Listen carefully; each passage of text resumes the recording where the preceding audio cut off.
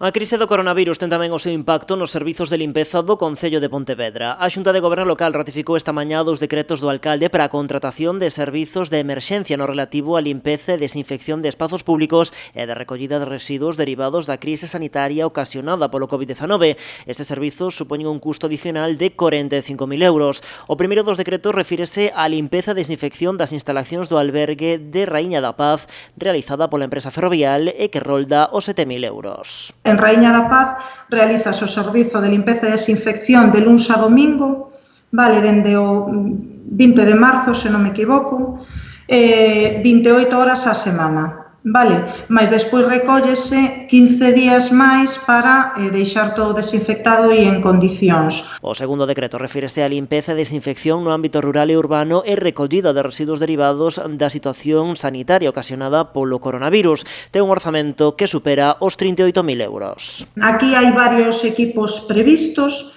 Hai un equipo especial para a zona urbana, zonas sensibles, que é unha hidrolimpadora no todo o ámbito urbano e periurbano, nas zonas máis sensibles. Sabedes que se leva facendo con carácter diario a desinfección e a limpeza de rúas en zonas sobre todo sensibles de centros de saúde, supermercados. Estas zonas todas diariamente se están limpando e desinfectando, vale?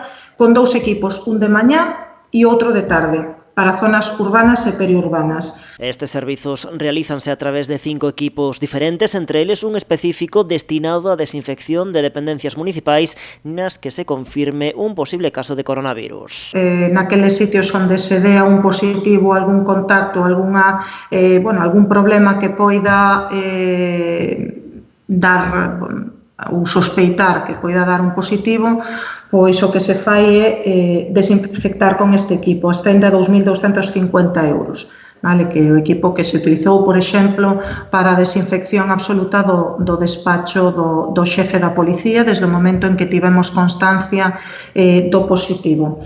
Sobre a recollida porta a porta de lixo para doentes con coronavirus, estánse atendendo 19 domicilios que se corresponden con 32 positivos. En canto ás denuncias por quebrantar as normas do estado de alarma, dende o Concello indican que se mantén o descenso paulatino. Ata o pasado venres contabilizáronse 228 denuncias correspondentes a 194 persoas.